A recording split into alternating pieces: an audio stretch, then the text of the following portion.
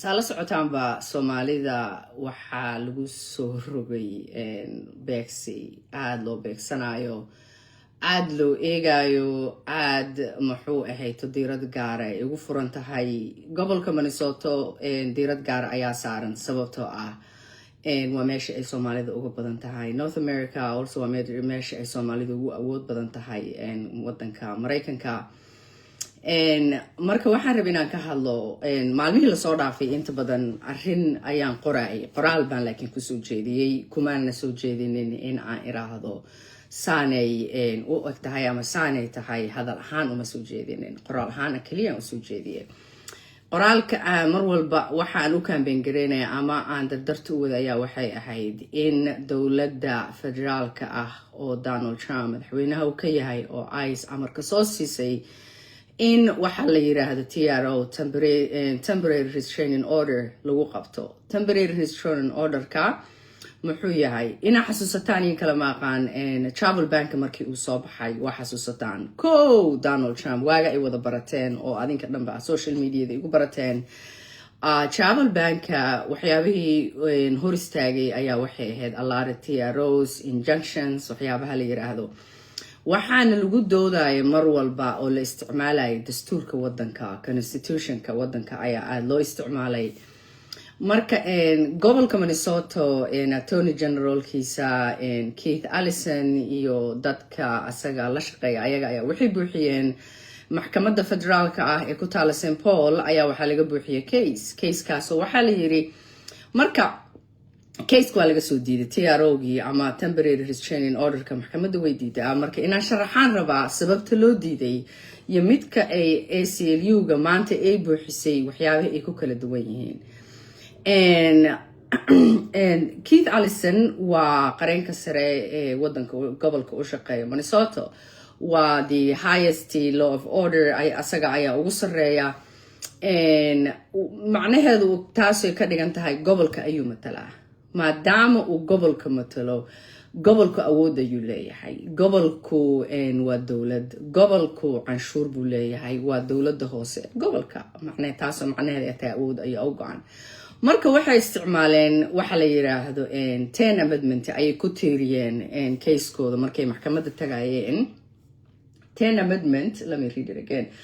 taasoo ah gobolka states rights gobolka xaqa uu leeyahay oo kale markay gobolkii iyo dowladii sare ama dowladda dhexe ay isla tagaan maxkamadda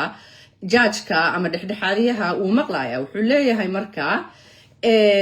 maxaa la isku haystaa marka ii sheega bal gobolka marka wuxuu soo jeediyay uu leeyahay waxyaabaha aad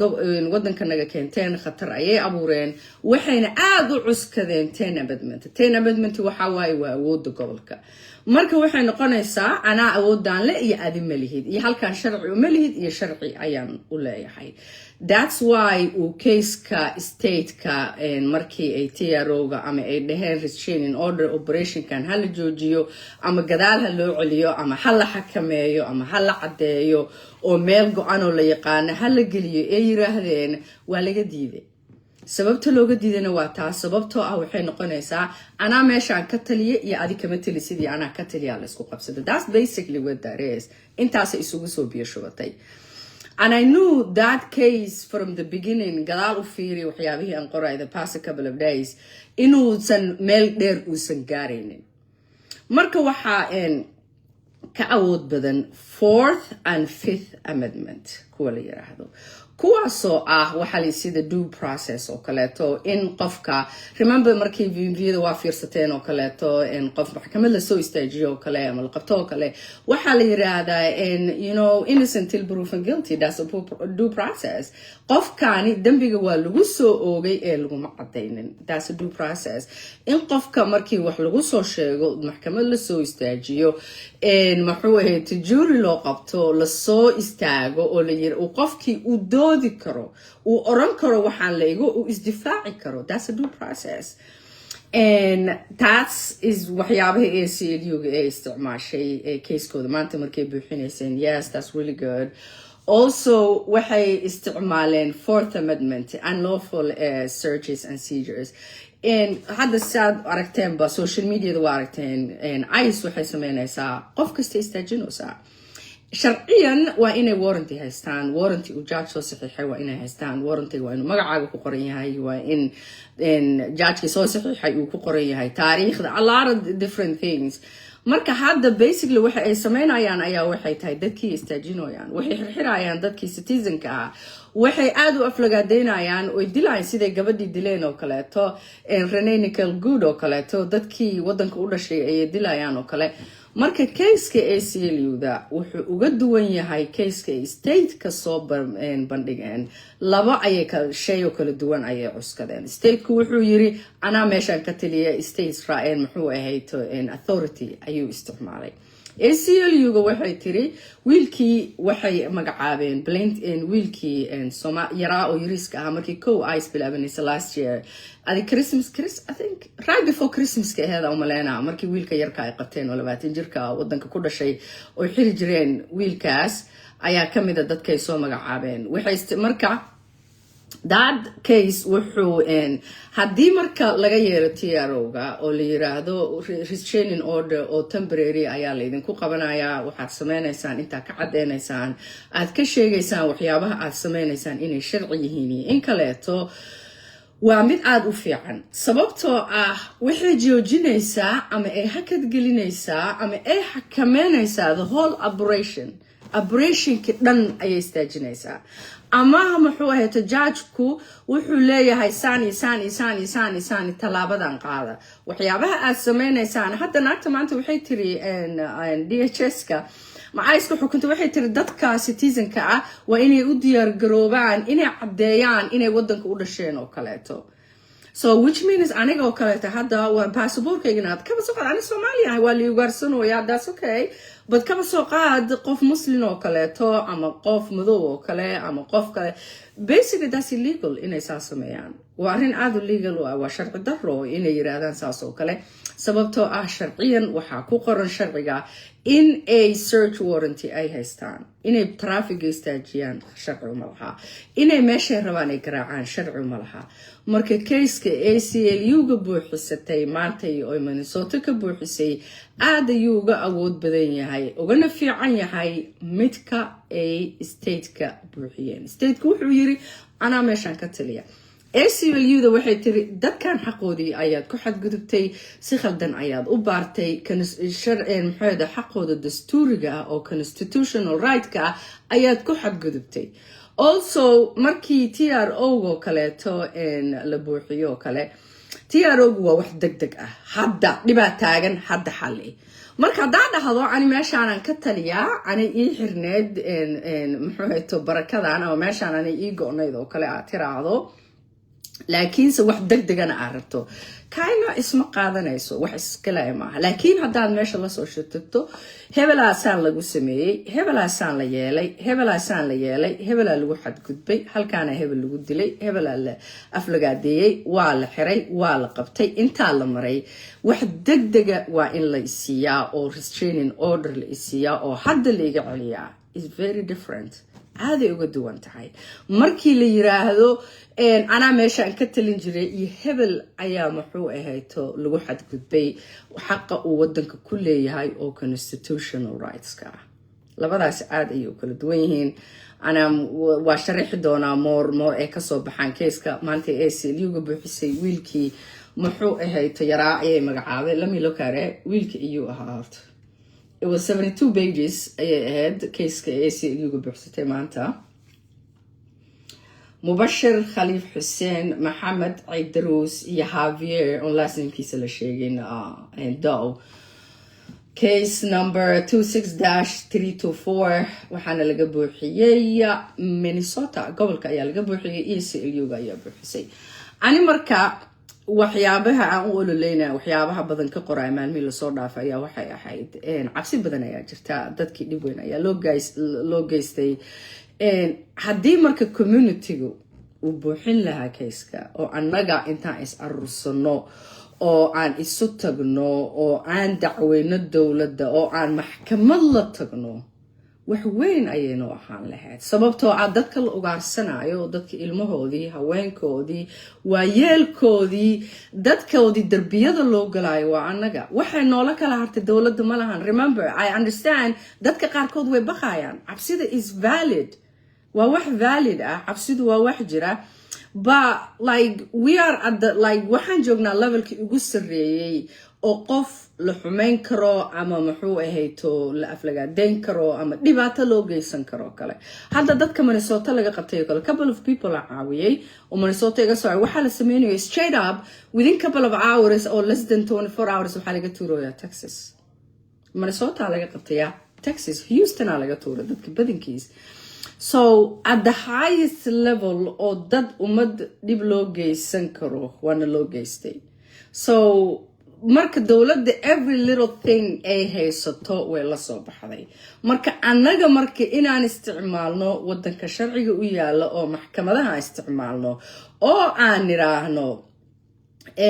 muxuu ahayto waana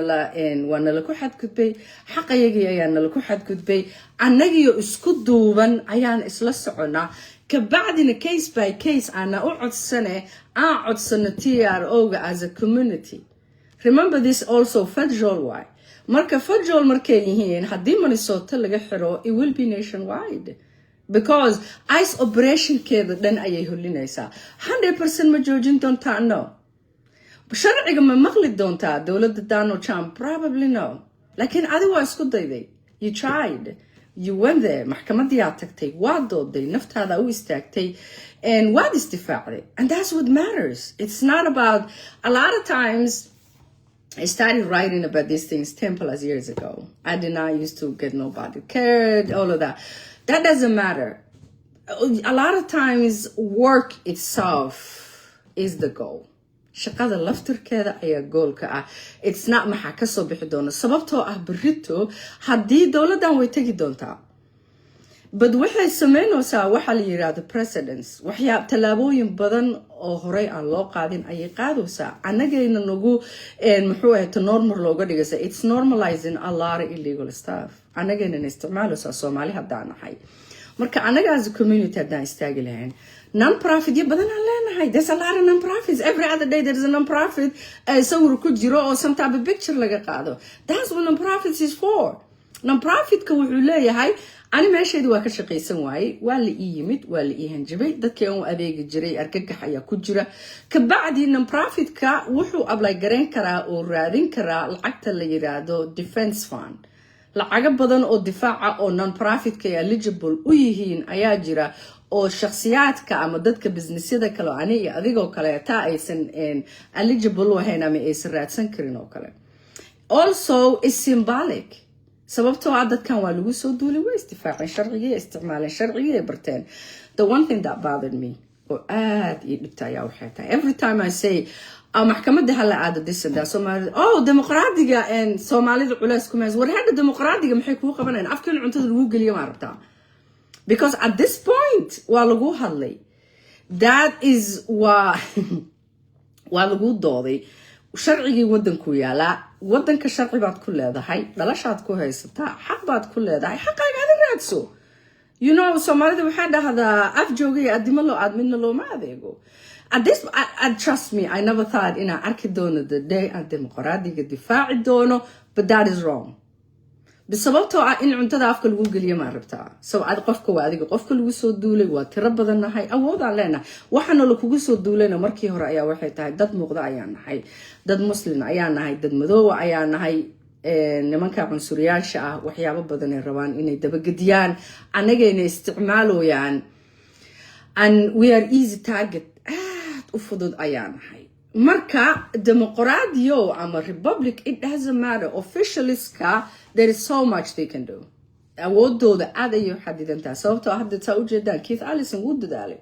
but Keith Ellison Soomaaliga Caramel iyo 24ka ama Cleveland Avenue magaaladanada lagu istaajinaya asaga maaha it's us non-profit-yada lacagta buuxinayo oo dadka caawiyo oo dadka muxuu ahayd daryeelana asaga maaha that's us waa anaga muxuu ahayd mayorka oo kaleeto inuu ku hadlo hadda anaga gobolkanaga oo kale odagaan I never thought the day aan fanka Dwayne noqon doono inay dhici doonto odayga gobolkan governorka oo ah Soomaalida buu difaacay a lot of times qofka ugu sareeyo oo Republicana oo Soomaalida garab istaag ayuu noqday adinaasi wada kame isma dhehaynin muxuu Dwayne ayaa Soomaalida u hadli doona ama dhihi doona dadkan fraudka and they tried and a lot of times the people think ahaan kaliya maaha this is politics siyaasadu sideedaba dan ayay leedahay saaxiib ma laha sababtoo ah election ay u socotaa Ohio kursi ayaa loo tartamayaa Sherrod Brown ayaa soo noqon raba ninkii ku-xigeenkiisa ahaan jiray asaga oo gobernatoore ku-xigeenka ahaa oo JD Vance markuu Donald Trump watay kursigiisii la siiyey lama dooranin ninkaas kursiga waa loo magacaabay he needs to run muxuu hasted ayaa la dhahaa maadaama ay tahay ninkaas inuu ordo ninkaasna for a long time muxuu ahayto scandal ayaa ku dul wareegaysay lacag badanaa la xaray scandal aad weyn oo Soomaalida ah xataa nothing ay noqonayso Ohio ka dhacday couple years back maadaama ay taasi dhacday they own crisis GOP da Ohio qabtaa marka inay iska sii jeediyaan qiica ku soo furmaayo oo Soomaalida afraad sameysay inta la mar inta la istaagay dhahayaan it's very easy it's not like inaas xan ku sameynayaan oo kale but sometimes a lot of times people waxay leeyihiin hadii lagu diido you tried you don't have to succeed ina ku guuleysatama also it's very symbolic dadkii lagu soo duulay maxkamaday tageen maxkamadaha awoodda ay leeyihiin idin sheegaa markii ay muxuu ahayd dowladda Donald Trump ay aqalka hoose rabtaa inay xajisato dowladda Donald Trump Texas waa gobol aad u weyn waxay dhaheen registerkina sameeynayna kuraasta waa dabagadineynaa dimuqraadiga dhan meeshaan ka tuureynaa remember Newsom wuxuu yiri anigana redistrictina sameynaya kulligiinba miiska waa idinka wada tuuraya because California is the biggest state waa stateka ugu weyn waa la isku qabsaday election la aaday dadka California way u codeen haddana saasoo GOP da way ku qabsatay maxkamada la aaday hadda maalshalmeed ma samaantay mara u jeeday there's too much happening telefonkay ma kala istaago anyway muxuu ahayto Newsom guulu gaaray waa loo celiyay because doorashu soo galiyay doorashadii soo gashay waxaa lagu yiri redistrictingkaaga waad sameyn kartaa meesha waa la gorgortamooyaa that's the one thing I want my people inay bartaan maxkamadahana lagu gorgortamaa xaqaaga raadso cid kuu doodayso male because the Republicanka ayagaa bilaabeen Texas ay tageen waxay dhaheen redistricting aan sameynaynaa dimuqraadiga meesha ka saareynaa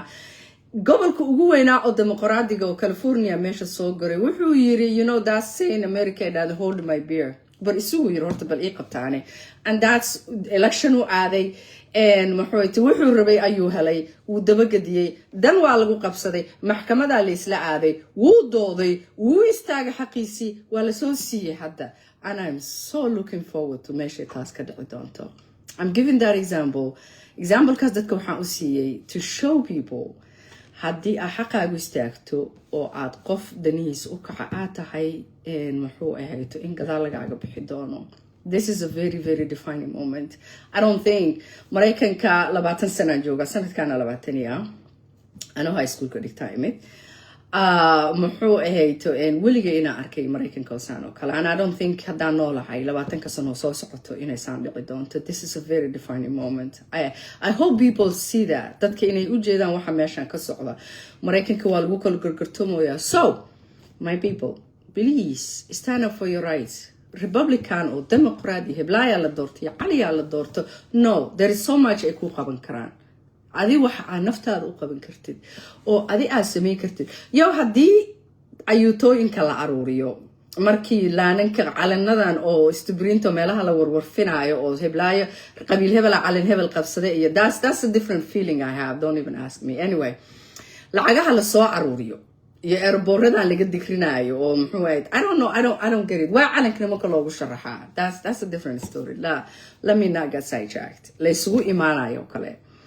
lacagaha loo aruuriyo are very easy to find this is soddonkii sano lasoo dhaafay haddaan Soomaali nahay markii laga reebo qaxii iyo isdilkii annaga isku sameynay dhibaatadiina soo gaartay. This is next to that. It is that big. Saasay u weyn tahay, and I hope dadka inay u jeedaan. Trust me, like these days I ride a lot and I'm tired because I see waxa socdaan u jeedaa, where it's going, sida loo kala gorgortamaayo, loo kala bixinayo. Marka ayuutooyinka lacagaha barkimaha hoostooda muxuu ahayd dadka la kala aruurinayo, waxyaabaha la qabsanayo, we can collect muxuu ahayd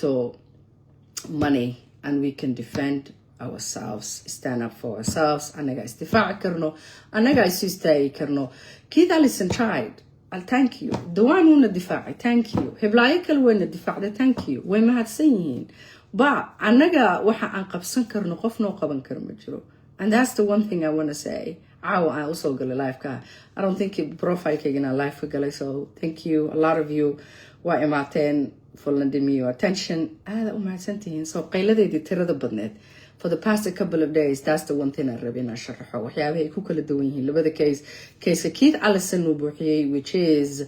muxuu ahayd 10 amendment ayuu isticmaalay taasoo ah awoodda gobolka. midda ACLU ka buuxisay maantana 4th and 5th amendment ayay isticmaaleen taasoo ah due process inaa xaq u leedahay haddii wax lagugu soogo ama lagu qabsado ama whatever it is inaa isdifaacdo iyo in aan si xaq darra ah lagu joojinin. So khayr aad u fara badan ay rajayna. Assalaamu calaykum.